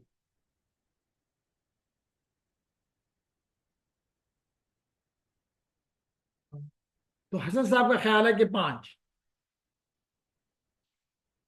मैं यहां लिख देता हूं, हसन का ये ख्याल है, जो कि ठीक भी हो सकता है गलत भी हो सकता है, 5 है। मुइज क्या कहते हैं? मुइज भी इसके साथ ही सही। तो ऑनलाइन वाले क्या कहते हैं? मरियम भी आ गई है वापस, लारैब भी पहले से मौजूद है। 5 बिल्कुल ठीक कहा। तो दोनों ने, क्योंकि ऑनलाइन और फिजिकल दोनों ने 5 का, तो फिर हमें मानना पड़ेगा। बिल्कुल ठीक कहा आपने। ये N1 है, ये N2 है, ये N3 है, ये N4 है, और ये N5 है। यहां भी मैंने दिखाया हुआ है, ये देखो, पहला एड्रेस लिखा है नेटवर्क एड्रेस, ये दूसरा लिखा है, ये तीसरा लिखा है, ये चौथा लिखा था, ये 5वां लिखा था। ये 5 नेटवर्क्स हैं। क्योंकि ना राउटर के बीच तो आपने कुछ डिवाइस नहीं लगा डिवाइस। क्वेश्चन ये है कि मैं R1 और R2 या R2 और R3 के दरमियान में कोई डिवाइस क्यों नहीं लगाता? नेटवर्क फिर भी है सर। नेटवर्क फिर भी है, लेकिन पहला सवाल तो ये है कि मैं क्यों नहीं लगाता। मिसाल के तौर पे एक तरफ मेरा यूईटी है, ये मेरा यूईटी है, और ये हमारा एज रूटर है यूईटी का। दूसरी तरफ नया टेल है, आईएसपी है, कनेक्ट करना है। अदरवाइज तो मेरे पास इंटरनेट नहीं है जब तक कि मैं आईएसपी के साथ कनेक्ट ना हो जाऊं। तो अगर यहाँ पे मैंने अपने, यहाँ पे नयाटेल का राउटर है और ये मेरा एज रूटर है, इनको आपस में कनेक्ट किया, तो यहाँ किसी और को कनेक्ट करने की इजाजत होनी चाहिए? हरगिज नहीं होनी चाहिए, हरगिज नहीं होनी चाहिए। ओके चल, अब मैं आपको दिखाना चाहता हूं इस राउटर का राउटिंग टेबल। आप ये मेरे साथ प्लीज मानेंगे कि इस नेटवर्क का एड्रेस ये है 172.16.3.0। इस नेटवर्क का, हाँ, सब क्वेश्चन क्या, एक तो इनका था ना कि इसके साथ कनेक्ट क्यों क्यों नहीं किया, इसके साथ और कोई डिवाइस क्यों कनेक्ट नहीं करते हो। आपका क्या क्वेश्चन है?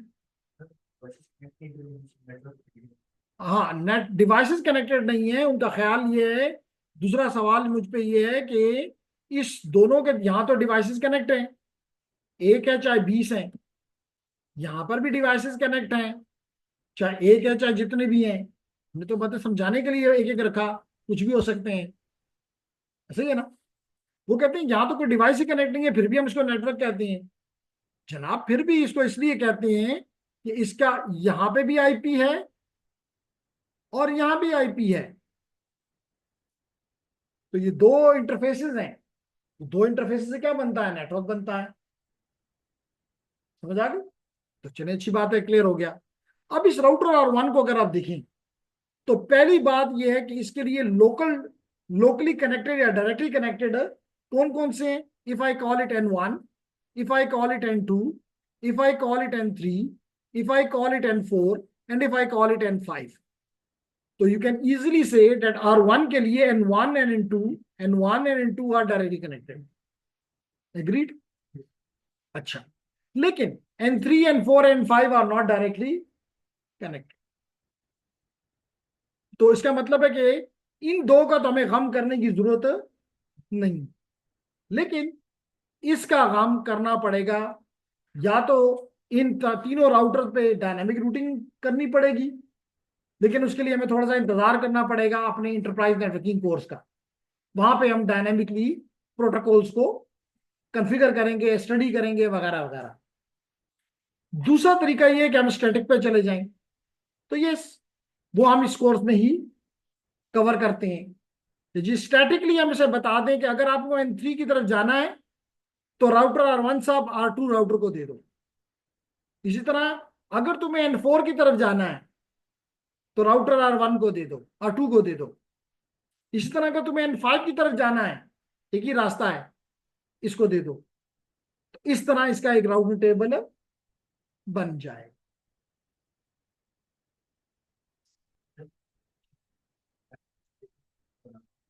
में राउटिंग टेबल में चीज हमने डालनी होगी या फिर जो डायरेक्टली कनेक्टेड किए हैं, क्वेश्चन ये पूछा गया कि जो राउटर टेबल की एंट्रीज हैं, जैसे कि मैक का वो खुद ही लर्न करता है मैक एड्रेस टेबल के लिए, तो क्या राउटिंग टेबल में भी वो खुद ही करता है?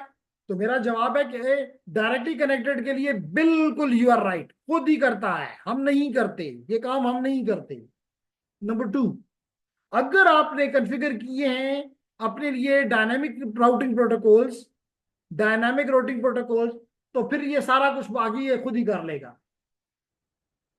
लेकिन अगर आपने डायनामिक रूटिंग प्रोटोकॉल नहीं किए, अगर आपने डायनामिक रूटिंग प्रोटोकॉल नहीं किए, ये नहीं किया, तो स्टैटिक रूट ये खुद नहीं करेगा, फिर वो एज ए एडमिनिस्ट्रेटर आपको करने पड़ेंगे। क्लियर हो गया? तो जनाब हम इसको देख लेते हैं कि वाकई इसके अंदर है भी कि नहीं, ऐसे मजाक कर रहे हैं, टाइम जाया कर रहे हैं। तो इसके लिए मैं राउटर R1 को खोल लेता हूं, इसकी CLI पे चला जाता हूं और CLI पे जाके यहां पे लिखता हूं इनेबल। क्या लिखता हूं? इनेबल। और यहां लिखता हूं शो आईपी रूट। इंटर कर दें। इंटर किया तो मैं इसको जरा साफ कर लेता हूं ताकि आप लोगों को नहीं साफ करता रहने दो, सिर्फ ये चीजें साफ कर लेता हूं जो इसके ऊपर आ रही हैं।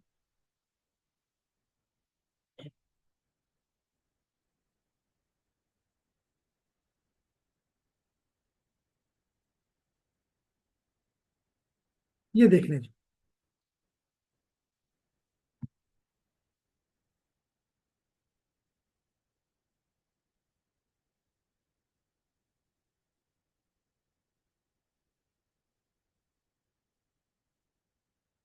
ये देख लें जरा, ये है राउटिंग टेबल इस राउटर का। और अब्दुल मोईज मोबाइल बेचते हो? हैं? मैं खरीदना चाहता हूँ। हैं? सर क्लास के लिए क्लास के लिए चलो, ये भी अच्छी ऑप्शन है, क्योंकि हम अपनी रेगुलर क्लास में होते हैं तो उसमें तो हम स्टूडेंट को तड़ी लगाते हैं। उसे कहते हैं कि क्यों, तुम्हें मोबाइल पसंद नहीं है? जब्त हो जाए तो बेहतर है, तो आपसे खरीद लेते हैं। तो जनाब यहां पे अगर आप देखें तो ये इसके साथ कुछ कोड्स हैं। क्या है? कोड्स हैं। ये देखिए कोड्स हैं। मिसाल के तौर पे अगर मैं इसको दूसरी साइड पे ले जाऊं ताकि मुझे आसानी से नजर आए, तो यहां पे लिखा हुआ है, देखिए एस। एस को यहां से ढूंढो और मोइज आप बताओगे कहां लिखा हुआ है।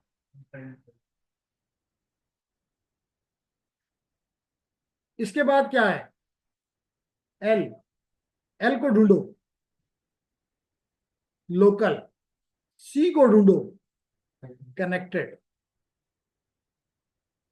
और ये सी एल और फिर एस एस 2 दफा। इसका मतलब है कि ये 3 एंट्रीज, इसका मतलब ये हुआ कि जेंटलमैन ये 3 एंट्रीज मेरा कारनामा है, स्टैटिक मेरा कारनामा है। और ये सी एल डायरेक्टली कनेक्टेड ने खुद किया, मेरा कोई कारनामा इसमें नहीं। समझ आ रही? अब अगर यहां पे आप थोड़ी सी तवज्जो दे दें तो ये क्या कह रहा है? इन दो को पहले, जो इसका अपना कारनामा है, पहले इसको स्टडी कर लेते हैं। ये फरमाता है, कि अगर राउटर 1 को कहा जा रहा है कि अगर तुम्हें 2.0 नेटवर्क पे जाना है, 2.0 कौन सा है? ये, जिसमें कहता है कि तुम्हारी इंटरफेस 2.1 है, 2.1 है। क्या है? 2.1। देख लें तो कहता है डायरेक्टली अपनी सीरियल 011 इंटरफेस से निकाल दो। किसे निकाल दो? 011 से। देख लो 011 लिखा हुआ है साथ। फिर नेक्स्ट में क्या कहता है? कहता है तुम्हारे साथ एक 3.0 नेटवर्क भी है। देख लो 3.0 नेटवर्क भी है। सी कनेक्टेड है, डायरेक्टली कनेक्टेड है। और लोकल में आपका आईपी एड्रेस जो इसके साथ है वो 3.1 है, 3.1 है। और उसको आप अपनी किस इंटरफेस से निकाल दो? गीगाबिट 0/0 से निकाल दो। ये तो इसका अपना कारनामा था, मेरा इसमें कोई रोल नहीं है। दोबारा समझाते हैं, गौर करें थोड़ी सी चीज। हमने कहा ये राउटर कह रहा है कि मेरे साथ डायरेक्टली कनेक्टेड है एक नेटवर्क जिसका एड्रेस है 172.16.3.0। बिल्कुल है, नजर आ रहा है। और कहता है इसमें जो मेरी इंटरफेस है उसका आईपी है 3.1। और अगर इस नेटवर्क में कोई भी ट्रैफिक हो, मिसाल के तौर पर 3.10 के लिए ट्रैफिक है, तो कहता है कि निकाल दो अपनी गीगाबिट 0/0 पोर्ट पे। राउट बता रहा है ना कि अगर कहता है कोई भी ट्रैफिक आपको बाहर से आए, राउटर पे पहुंचे, तो आप उसको निकाल दो। अगर वो इसके लिए है तो उसको अपनी गीगाबिट 0/0 पोर्ट से निकाल दो। इतना आसान कर दिया। लेकिन इसमें मेरा कोई कारनामा हरगिज़ नहीं है। ठीक है? फिर क्या कहता है जी? अब मैं अपने कारनामों पे आता हूं। सबसे पहला रूट मैंने इसमें यह डाला, स्टैटिक, क्योंकि इस दो का तो इसने मसला हल कर दिया, लेकिन इनका मसाइल हल नहीं हुए। ना इस नेटवर्क का मसला हल हुआ, ना इस नेटवर्क का मसला हल हुआ, ना इस नेटवर्क का मसला हल हुआ। बात समझ आ रही? अब हम 1 को देखते हैं। हमने कहा हमारे पास एक नेटवर्क है 1.0। ढूंढो इस पूरे नेटवर्क में, ढूंढो कहां है 1.0। मैं उतनी देर में ये गोले साफ करता हूं और आपने जल्दी से ढूंढना है। मैं ये क्लियर करता हूं, ये मैंने क्लियर कर दिया। अच्छी बात है कि कुछ लोग और भी हमें ज्वाइन कर लिया, लेकिन सिर्फ बहुत लेट। लेकिन मैं नहीं कहूंगा कि ज्यादा हुए हैं। मुजम्मिल हैदर ने दो दो डिवाइसेस से कनेक्ट किया हुआ है, हमें इससे कोई तकलीफ नहीं है। मतलब आप ये ना समझें कि मुझे एक बंद करना है। एनीहाउ, तो मैं क्या कह रहा हूं कि यहां पे मुझे कह रहा है कोई नेटवर्क है 1.0। चेक करें जी, ये 3.0 है, ये 2.0 है, ये 1.0। ये नेटवर्क कहता है कि अगर आपने इधर जाना है तो किस तरह जाएं, पढ़ लेते हैं जी।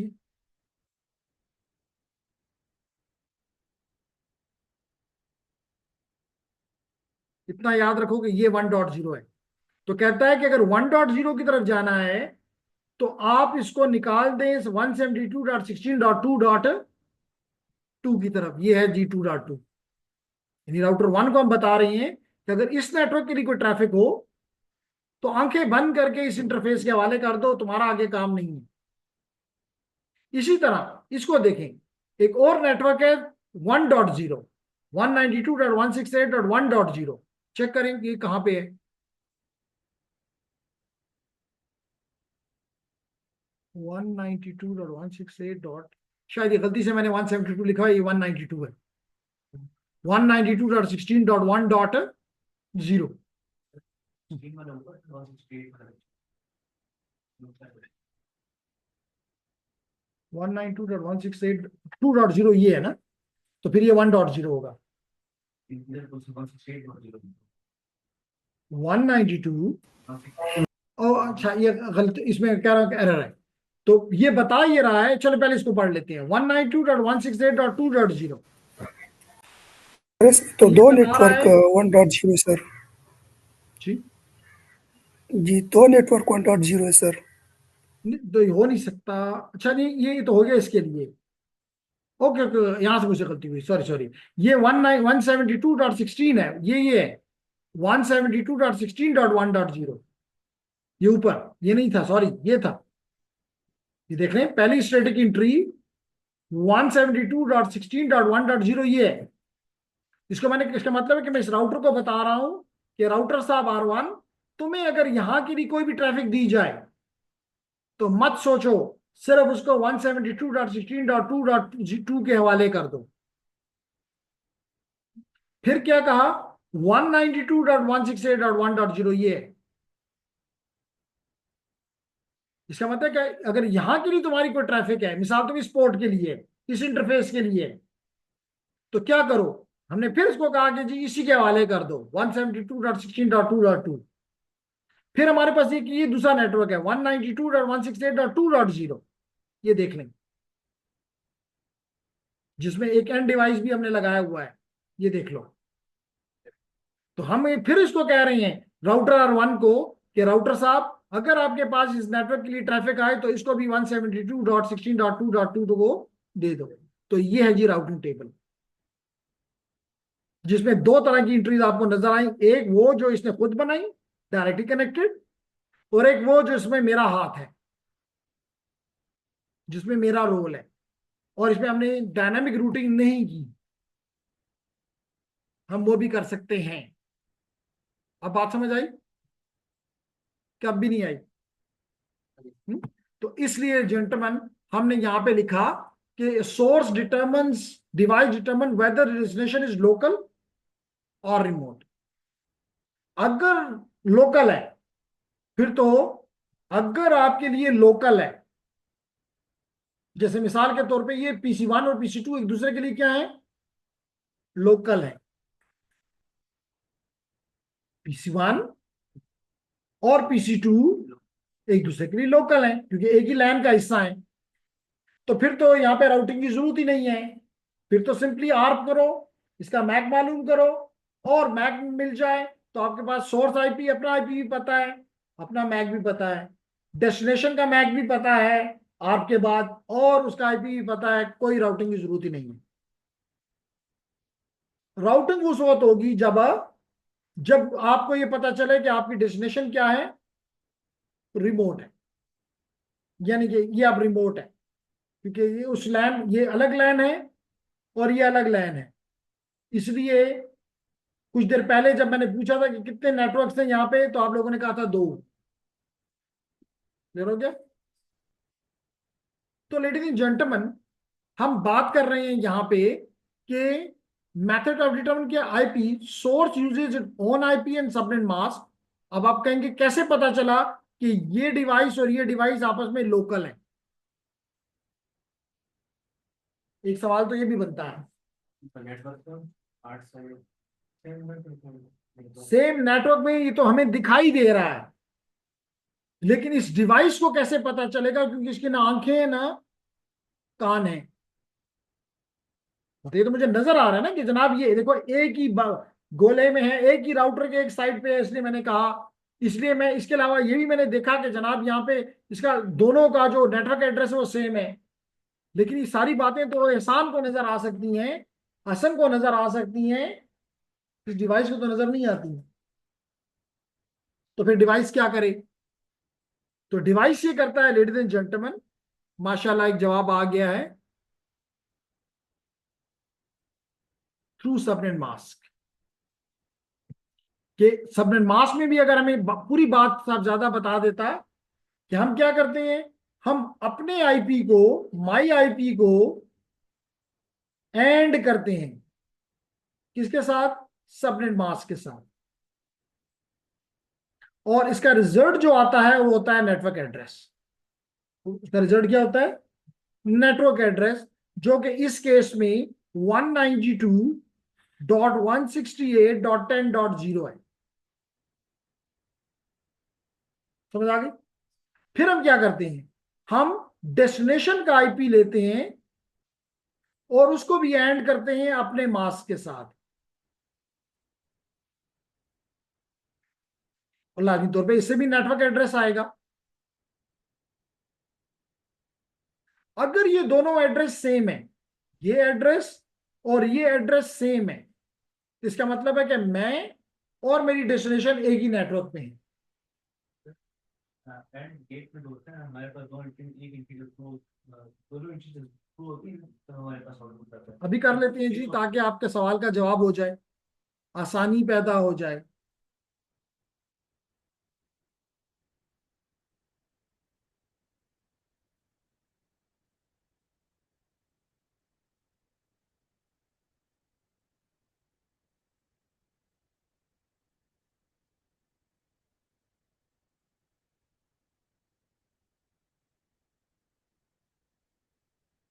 जी, तो हम सवाल का जवाब देने के लिए जा रहे हैं जी। आप मुझे ये बता दें कि इस डिवाइस का आईपी ने इसने लिखा हुआ है ये .10 और ये .15। इसका मतलब है कि इस PC1 का आईपी है 192.168.10.10 और इसका मास्क लिखा हुआ है /24 और ये तो हो गया माई पीसी, माई आईपी। और डेस्टिनेशन आईपी को चेक करते हैं जो कि है PC2 और इसका आईपी है 192.168.10.15। ये नजर आ रहा है 15 और ये भी /24 है। अब समझाने के लिए मैं ये करता हूं कि पहले मेरा आईपी 192 है, ये मैं अगली क्लास में, मतलब अगले चैप्टर में आपको उसमें फ्लूएंट कर दूंगा कि इस 192 को मैं किस तरह बाइनरी में कन्वर्ट करूं, कि एंड तो बाइनरी में होता है। तो ये क्योंकि 8 बिट का, हर एक 8 बिट का होता है, तो जो 8 बिट होगी उसका वेट होता है 128। तो अब मैं एग्जांपल ये देता होता हूं कि मेरी पॉकेट में 192 रुपीज है और मुझे रास्ते में ये रिमोट पसंद आ गया जिसकी प्राइस 128 रुपीज है। Can I buy it? Yes, because मेरी जेब मालदार हूं, 192 रुपए है मेरे पास। लेकिन ये 192 रुपीज में से 128 अगर मैं दावी तौर पे मैंने दुकानदार को दे दी तो मेरी पॉकेट में क्या रह गया? चेक कर लेते हैं। 12 में से 8 4, 8 में से 2 6, 64। राइट? इसका मतलब कि ये 128 के बाद मेरी जेब में 64 है। सेकंड जो नंबर है उसका वेट भी 64 है, जो कि मेरी जेब में 64 है, तो इसको भी मैं 1 कर दूंगा। बस मेरी जेब क्या हो गई है? खाली। अब अब्दुल मुईज काफी रिलैक्स हो सकता है, मैं मोबाइल खरीदने के काबिल नहीं रहा। तो इसलिए मैं आगे अपने लिए सारे जीरोज 3 4 5 6 क्लियर हो गया। अब 255.255 ये हो गया 192, फिर है 168, फिर 128 वाले को 1 कर देते हैं,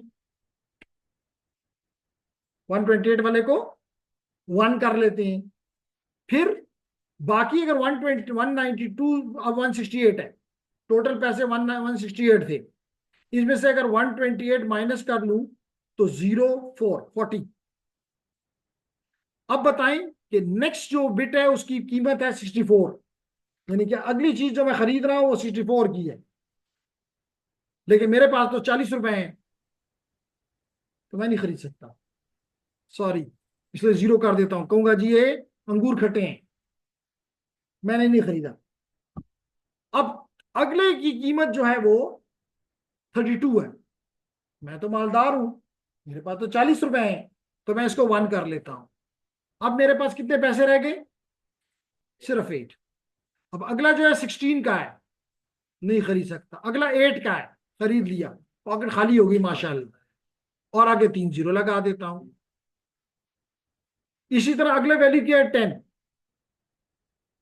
तो इसका मतलब है कि 8 और 2 10, तो इसका मतलब है 192 भी नहीं खरीद सकता, सॉरी 128 भी नहीं खरीद सकता, 64 भी नहीं खरीद सकता, 32 भी नहीं खरीद सकता, 16 भी नहीं खरीद सकता, 8 खरीद लिया, तो 2 रुपए रह गए सिर्फ मेरे पास। 8 है ना, 8 के बाद 4 भी नहीं खरीद सकता, 2 खरीद लिया, और 1 भी नहीं खरीद सकता, और अगले तो तमाम 0 है। अगला जो है वो, अगला जो 10 है, फिर यानी ये चीज रिपीट होगी। तो मैं इसको यहां से थोड़ा सा बना लेता हूँ, 1 1 जी, बल्कि यहां बनाता हूँ 1 1 6 0 3 4 5 6 डॉट 10 10 10 00 डॉट 1 2 3 4 1 0 1 0 4 जीरोस 10 10, यही है जी। This is equal to 192.168.10.10। Agreed. अब 255 पे आते हैं जी, सबनेट मास्क 255, ऑल वंस 5 6 7 8 1 2 3 4 5 6 7 8 1 2 3 4 5 6 7 8, और आखिरी जो है वो जीरो है, 3 4 5 6 7 8। इन दोनों को मुझे करना है एंड। क्या करना है? एंड। और अभी मुझे मुइज ने बताया कि एंड में रिजल्ट होता है 0 0 0 1, यानी when all the inputs are high output is high, otherwise output is low. तो बस ये देखो, यहां 1 1 है, 1 आ गया, 1 1 है, 1 आ गया, 1 0 है, 0 हो गया, यानी जब सारे 0 हैं तो अगले यहां भी सारे 0 हो जाएंगे, 3 4 5 6 डॉट। यहां पर भी अगर आप देखें तो जहां 1 होगा 1 आ जाएगा, जहां 1 होगा 1 आ जाएगा, जहां जीरोस हैं वहां जीरोस आएंगे। इसका मतलब again I will be getting 1 0 1 0 1 0 00। यहाँ पे सारे वंस हैं, लेकिन यहाँ पे 1 सिर्फ 2 हैं, तो these two will become 1 and rest will be 0। तो इट विल बी 0 0 0 0 1 0 1 0, और यहाँ पे सारे 0 हैं, इसलिए यहाँ सारे 0 हो जाएंगे। अब अगर इसको आप बाइनरी में वापस ले जाएं तो इट इज 192, इसको कर लें तो 168, इसको कर लें तो 10, इसको कर लें तो 0, तो यही यहां पे लिखा हुआ है। अब आप ये करें कि इस डेस्टिनेशन के आईपी को लें और इसको भी अपने साथ मास्क करें, अपने साथ अपने मास्क के साथ एंड करें, तो आपको इससे भी जवाब यही मिलेगा, क्योंकि यहां तो जीरोस हैं, यहां 15 भी हो तो क्या फर्क पड़ता है, कोई पार्ट आ जाएगा। तो क्योंकि दोनों का नेटवर्क पार्ट सेम है, तो इस PC1 को पता चला कि PC2 मेरा लोकल दोस्त है। और अगर आप किसी और नेटवर्क से करेंगे, मिसाल के तौर पे आप इसको इससे करें 192.168.10 था ना, 10 की बजाय 20.5 से कर लो, यू विल बी गेटिंग 192.168.20.0 ना। तो अब यहां पे 10.0 है, पहले में 10.0 है, दूसरे में 20.0 है, तो दे आर डिफरेंट। इसका मतलब है कि जो डेस्टिनेशन है वो मेरे लिए क्या है? रिमोट है। कुछ बात समझ आ रही? Hasan is not clear.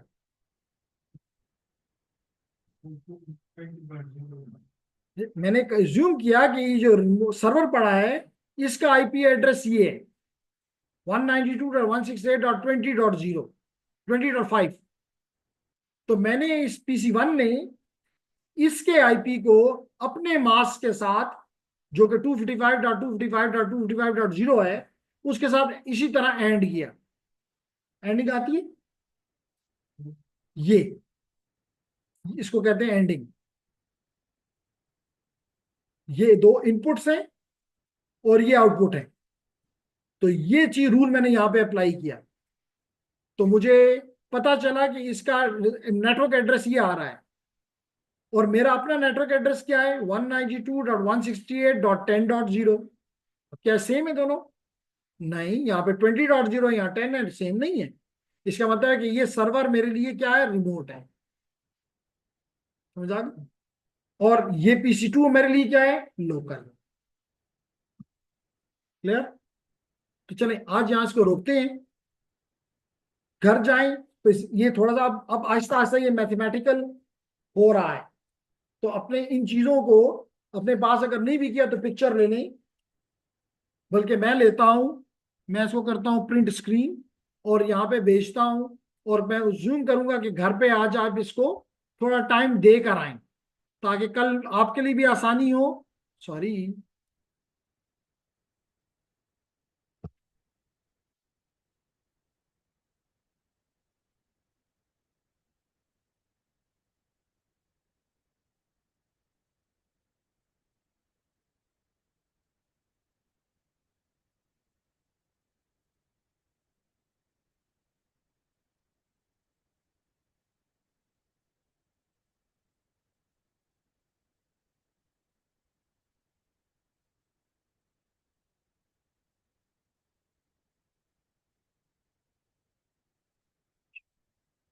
नहीं करता हूँ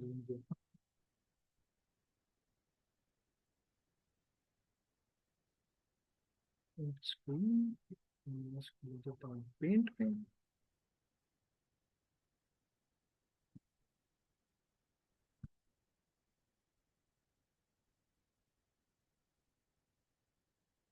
चलो जी, यहाँ से आप इसकी पिक्चर लें। वो कौन सा है? इधर आ जाए।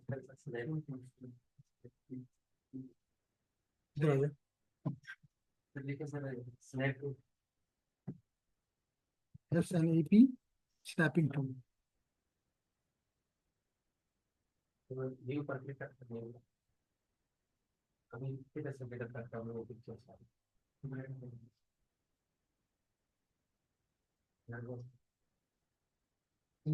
हाँ वो काफी कर लें।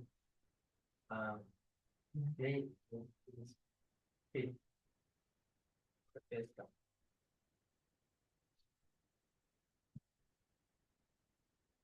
ये हो गया। तो थोड़ी सी ये प्रैक्टिस करके जरूर आए ताकि मैं इसको आगे ले जा सकूं। ठीक है, कोई क्वेश्चन? देखिए जी, अब्दुर्रहमान ने भी हमारे लिए कर दिया और हमने भी भेज दिया, तो दोनों का जिसका दिल चाहे आप इस्तेमाल करें और यूज करें। ठीक हो गया? Is there any question? Online students, do you have any question? Here we have Abdul और एकजई, मेरे ख्याल अब्दुर्रहमान है, अब्दुर्रहमान है, बाबर जलाल है, लारैब है और बाकी लोग भी हैं। दो क्वेश्चंस भी हैं। तो दो क्वेश्चंस क्या थे? मरियम भी कहती है कोई मसला नहीं है, लारैब भी कहती है और मरियम और एकजई भी कहता है अब्दुर्रहमान हो, तो कोई क्वेश्चन नहीं है। तो चलें आज के इतना काफी। कल की क्लास में इंशाल्लाह कोशिश करेंगे कि ये कोर सब्जेक्ट टॉपिक हमारे स्टार्ट हो गए हैं, क्लासें बिल्कुल मिस नहीं करनी और उस पर मदद मेहनत करनी है। ठीक है, बहुत बहुत शुक्रिया। अल्लाह हाफिज।